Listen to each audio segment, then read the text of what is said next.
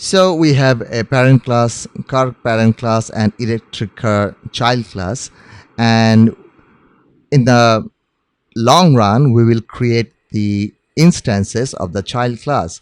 And here, this parent class is like acting as the a blueprint or a design or some source of code that we should reuse in our child classes. And you can actually create other subclasses like fuel car that will also extend the car class.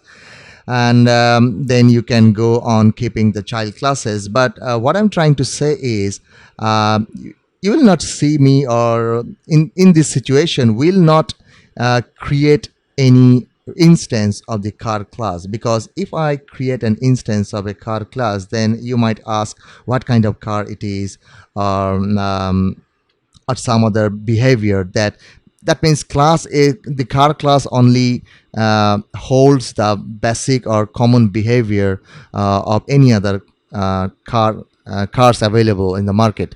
So we don't need to create any car class object. Instead, we will actually create the instances of child classes. So another thing is, if I now call the drive method, because we know that drive method will be also available in the electric car class. So if I just call the drive method, and then you will see maybe okay, drive I don't think so. I don't know what is the problem. So drive, yes. And drive method doesn't return anything, so we don't need to put this drive method or method call inside a print function. So okay, so now if I just hit run, you will see that it says driving a car. But what if I want a customized driving mechanism for electric car? And what if I want a customized driving mechanism for example, fuel car, or another customized driving mechanism for a flying car that can eventually fly? So we are actually deriving this drive method from the parent class, and whatever implementation is it has, we get the same implementation or same result even if we call that method using the child class object. But we can actually change the behavior of this drive method.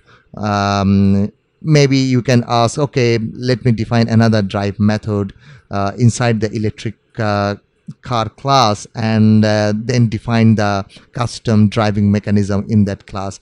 Also, a drive method should a customized drive method should be always inside each of the subtype. But if we keep doing that, then the drive method will be a repetitive one, because if you go inside each child class, you will find a drive method, a customized drive method with the same name. But we use inheritance to reduce the duplicacy, right? So we can still use this drive method, but we can actually change the behavior by overriding this drive method inside this electric car. And we can do that by using this @override annotation. So override and just define the drive function, just like we did in the car class. So we have to maintain the same signature. So that will be void and drive. And then from here, I will just return I'm not returning anything. I'm just printing. In this case, I'm just saying driving an electric car. Okay.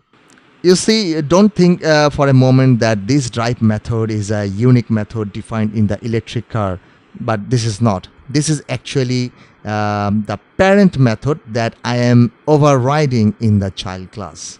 Okay, so if I now run this application, and you will see when it says ec.drive, it says driving an electric car.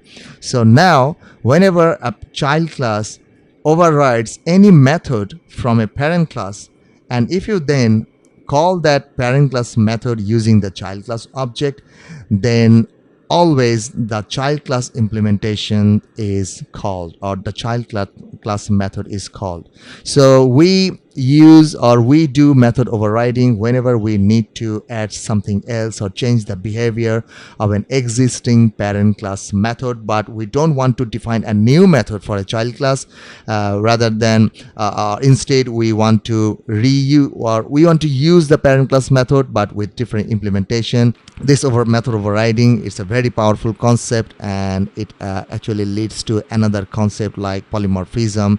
In case of every child class which overrides at least one parent class method, then we can actually use polymorphism, get a better format or structure of our code.